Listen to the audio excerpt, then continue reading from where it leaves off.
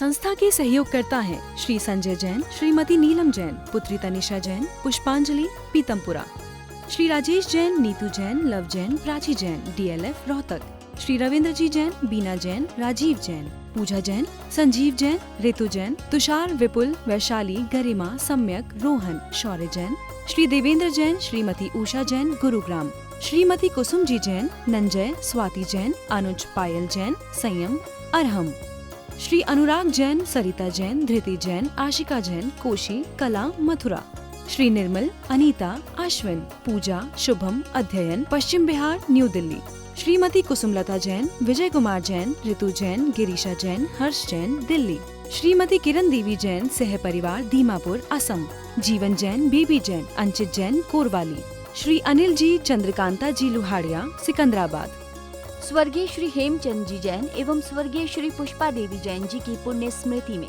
पुत्र एवं पुत्रवधू श्री आनंद जैन, श्रीमती सुधा जैन, पौत्र एवं पौत्रवधू विवेक जैन, पालजी जैन, गौरव जैन, श्रुति जैन, पड़पौत्र एवं पड़पौत्री आर्जव जैन, प्रयाण, सुभाष चंद्र जैन, पत्नी उमा रानी जैन, सहारनपुर, दिनेश चंद जैन, मीनाक्षी जैन, भावनगर, भरतेश जैन, मालिनी जैन, कोलकाता, पराग जैन, प्रीति जैन, मुंबई, पंकज जैन, निधि जैन, सहारनपुर, पौत्र पुण्य जैन, सम्यक जैन, पूज्य जैन, संभव जैन, देवांश जैन, पवित्र जैन, पौत्री संस्कृति जैन, बोधि जैन, सुदीप कुमार जैन, श्रीमती रेणु जैन, सुप्रभ जैन, मुस्कान जैन।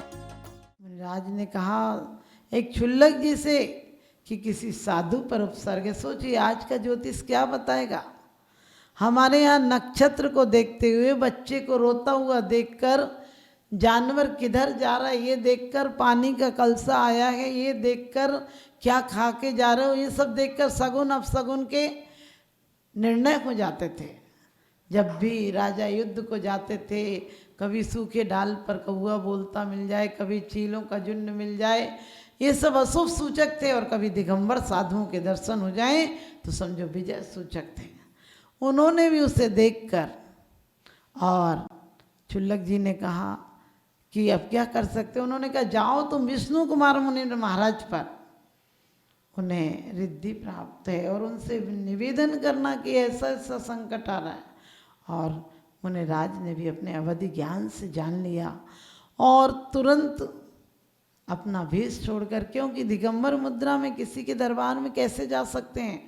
सोचो कितना बड़ा वात्सल्य गुण का प्रतीक है कि अपने महामुनिराज की वेश को छोड़कर एक सामान्य राजा के यहाँ, और राजा नहीं अपने खुद का राज, विष्णु कुमार का ही राज्य था। वो राजा पदम भाई थे सगे।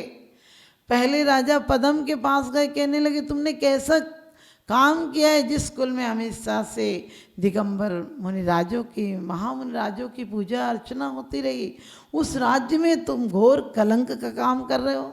उन्होंने कहा महाराज आप भाई हो, मैं आपको बताता हूँ ऐसी ऐसी परिस्थिति हुई, मेरा सिंह बल से बलशाली राजा था, उसे मैं बस में नहीं कर पा रहा था, इन लोगों ने ऐसा कर दिया, मैंने वचन दे दिया था, मुझे पता नहीं था कि ऐसा होगा, और उसके कारण आज मैं वचनबद्ध हूँ।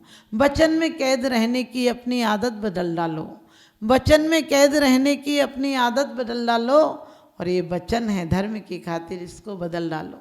लेकिन वो कहते मैं दे चुका हूँ सबके सामने राज्य, और छत्री का वचन लौटता नहीं, अब आप कुछ भी करिए मैं तो मजबूर हूँ। वो कहते हैं जब शासक नहीं कर पाएगा तो संत कर देता है, क्योंकि संत और शासक दोनों देश की, राष्ट्र की बागडोर को संभाले रहते हैं। संत उपदेशों से संभालता है, और ये अस्त्र शस्त्रों से संभालता है राजा। तो उन्होंने, महाराज ने कहा कोई बात नहीं, और एक छोटे से बटुक ब्राह्मण का रूप बनाया, और बलि के दरबार में जाकर कहा कि आप सबको दे रहे हैं, हमें भी कुछ दे दीजिए। वो तो हंसने लगा देख कर, कहने लगा ये बटुक कहाँ से संत होकर आया, ये छोटा सा संत कहाँ से आ गया, कितना छोटा है। और उससे मजाक में कहा मांग ले, तू भी क्या मांगेगा। उन्होंने कहा ज़्यादा नहीं मांगना मुझे तो सिर्फ आप 3 गज भूमि दे दीजिए। और कहते हैं एक पर्वत मानो 70 पर्वत पर रखा, और एक ऐसी जगह रखा कि पूरा लोक नाप दिया और कहते तीसरा पैर कहाँ रखूं।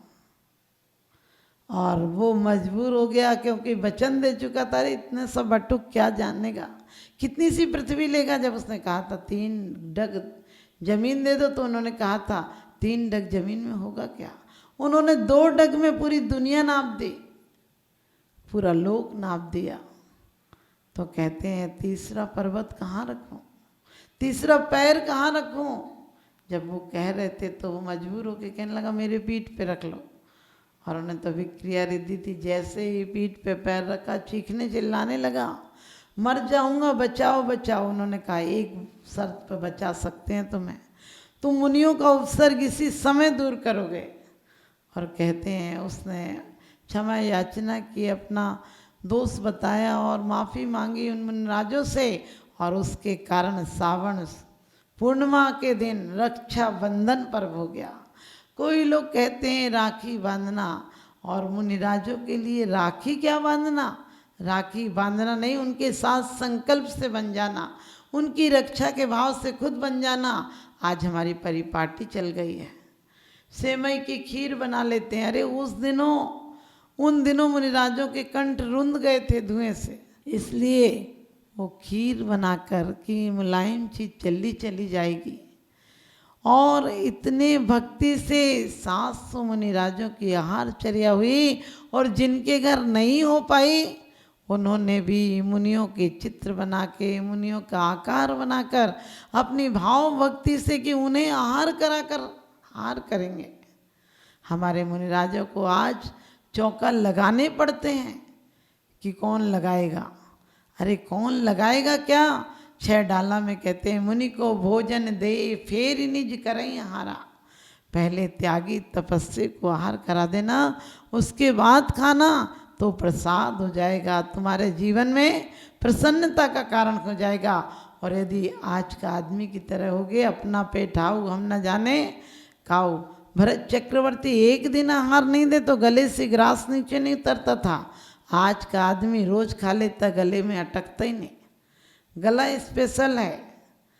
आज लोग चौका के नाम पर घबराते हैं, चौका कैसे होगा। चौका हमारी नई पीढ़ी तो कई चौका के बारे में जानते नहीं। एक बच्चा लेट स्कूल में आया, मास्टर ने पूछा तो क्यों लेट आया, तो उसने कहा कि मेरी माँ ने चौका लगाया था मैं इसलिए लेट हो गया। दूसरा बोला मेरी माँ ने तो छक्का लगाया था मैं पहले आ गया। ये हाल है चौका का। तो आप लोग भी अपने जीवन में कहीं भी साधुओं को उपसर्गों, तो लोग कहते मीटिंग कर लेंगे क्या करना है। अरे मीटिंग कर लेंगे, तुम्हारे जैसे ख्याल होते तो 2 मुनिराज अग्नि में जल कर मर जाते। हम पढ़ते भी हैं विनती में कि जब राम ने हनुमंत को गढ़ लंक पठाया, सीता की खबर लेने को सैन सिधाया, मग बीच 2 मुनिराज की लखा आग में काया, जटवार मूसलधार से उपसर्ग मिटाया। कि उपसर्ग मिटा दिया था, मूसलधार से तत्काल सीता जैसे को खोजने जा रहे थे, लेकिन कहते हैं सीता फिर मिल जाएगी, मुनिराज जल जाएंगे। मुनि धर्म का जो पालन करने वाले, जो जैन शासन के सच्चे साधक हैं, जो अरिहंतों की प्रतिमूर्ति हैं, अरिहंत बनने वाले हैं, और अरिहंत नहीं श्वास सुख पाकर सिद्ध बनने वाले हैं, ये गुम जाएंगे तो कहाँ से आएंगे। क्योंकि एक धर्मात्मा होता है, वो भटकते हुए जीवों को भी राह पर लगा देता है। जब राम के सेनापति सारथी, जब आपको पता है सारथी दीक्षा को जाने लगा कृतांत वक्र, तो रामचंद्र जी कहते हैं कि मैं भटक जाऊं तो तुम मुझे संबोधन को आना। एक जटायु जैसा, आपको पता जीव मर रहा था तो सीता को खोजना भूलकर वो राम तद्भव मोक्षगामी एक जटायु की समाधि मरण कराते हैं। क्योंकि एक जीव यदि सुधर गया तो साक्षात सिद्ध बना दिया। आप भी अपने जीवन में एक नहीं अनेकों दृष्टांत हैं कि पूर्व जन्म में कुत्ते को नमोकार मन सुनाया, उसने सहायता की, सांप को सुनाया, उसने धर्मेंद्र पद्मावती, समझकर भगवान को रक्षा की जरूरत नहीं होती है, लेकिन भगवान की सेवा में अपने आप को सौभाग्य माना। एक बकरे को चारुदत्त ने नमोकार मंत्र सुनाया, बैल को पदम रुचि ने सुनाया। सोचिए, नमोकार मंत्र सुनाने से नहीं देव हुआ, नमोकार मंत्र के प्रति आस्था लाने से। नमोकार मंत्र जब इतने पावरफुल विशुद्ध व्यक्ति के द्वारा सुनाया जाता है कि जिसका पावर हाउस की तरह बैटरी चार्ज है, विशुद्ध परिणामों का जो खजाना है, वो पास में आते ही एक संक्लेशित व्यक्ति भी शांति को पा जाता है। इसीलिए रहे सदा सत्संग उन्हीं का, ध्यान उन्हीं का नित्य रहे, उन्हीं जैसी चर्या में यह चित्त सदा अनुरक्त रखे। हम कई घटनाएं पढ़ते हैं और हिंदू पुराण भी कहता है कि विष्णु पर उपसर्ग हुआ था, तो माने ब्रह्मा पर उपसर्ग हुआ तो विष्णु दूर करने के लिए आए थे।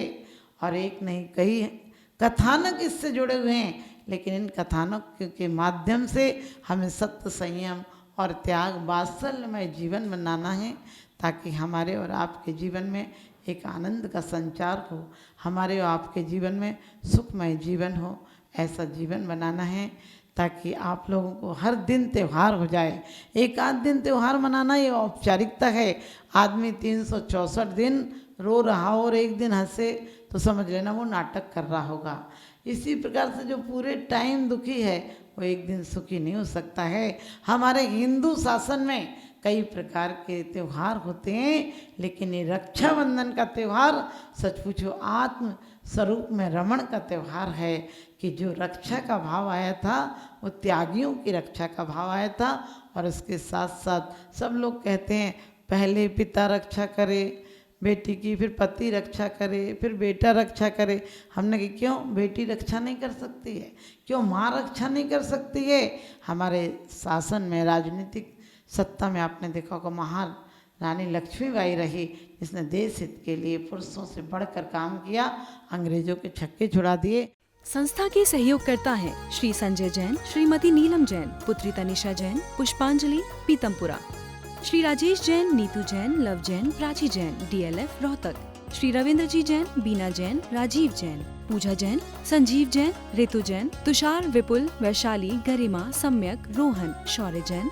श्री देवेंद्र जैन, श्रीमती उषा जैन, गुरुग्राम। श्रीमती कुसुम जी जैन, नंजय, स्वाति जैन, अनुज, पायल जैन, संयम, अरहम।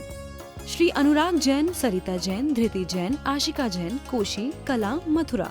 श्री निर्मल, अनीता, अश्विन, पूजा, शुभम, अध्ययन, पश्चिम बिहार, न्यू दिल्ली।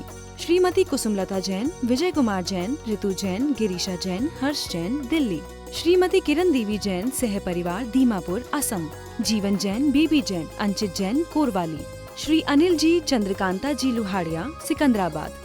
स्वर्गीय श्री हेमचंद जी जैन एवं स्वर्गीय श्री पुष्पा देवी जैन जी की पुण्य स्मृति में पुत्र एवं पुत्रवधू श्री आनंद जैन, श्रीमती सुधा जैन, पौत्र एवं पौत्रवधू विवेक जैन, पालजी जैन, गौरव जैन, श्रुति जैन, पड़पौत्र एवं पड़पौत्री आर्जव जैन, प्रयाण।